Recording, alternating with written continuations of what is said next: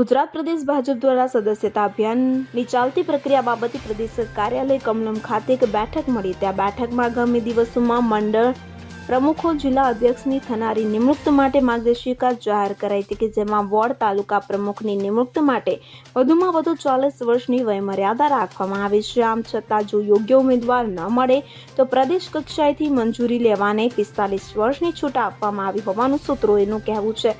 ઉલ્લેખનીય છે કે ગત 23 નવેમ્બરના રોજ વાવ વિધાનસભાની પેટા ચૂંટણીમાં ભાજપની જીત બાદ સુરત શહેરમાં એક કાર્યક્રમમાં મંચ પરથી સી.આર. પાટીલે પોતાના પ્રદેશ અધ્યક્ષ પદ પરથી વિદાય અને સંગઠનના ફેરફાર અંગેની વાત કરી હતી। હવે ટૂંક સમયમાં જ ભાજપના નવા અધ્યક્ષની નિમણૂક થશે તેવી પૂરી સંભાવના છે।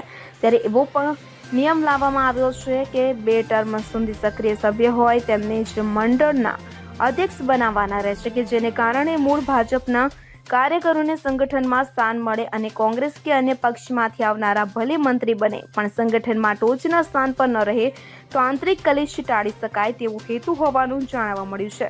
પ્રદેશ ભાજપ કાર્યાલય ખાતે મળેલી બેઠકમાં પ્રદેશ પ્રમુખ સી.આર. પાટીલ, રાષ્ટ્રીય ચૂંટણી સમિતિના સભ્ય રાજદીપ રોયજી, સંગઠન મહામંત્રી રત્નાકરજી, કોષાધ્યક્ષ સુરેન્દ્ર પટેલ કાકા સહિતના નેતાઓ હાજર રહ્યા હતા। લોકસભા અને રાજ્યસભાના સાંસદો દિલ્હીની ઓનલાઈન જોડાયા હતા અને આ બેઠકમાં મુખ્યત્વે આગામી સમયમાં ભાજપના પ્રદેશ સંગઠનની થનારી રચના પર વાતચીત થઈ હતી। પ્રદેશ પ્રમુખ સી.આર. પાટીલ અને રાષ્ટ્રીય ચૂંટણી સમિતિના સભ્ય રોયજીએ સંબોધન કર્યું તો મંડળ અધ્યક્ષ નિમણૂક 5 થી 15 ડિસેમ્બર સુધીમાં કરવાની રહેશે। જિલ્લા અધ્યક્ષ માટે કોઈ વય મર્યાદા રાખવામાં આવી નથી।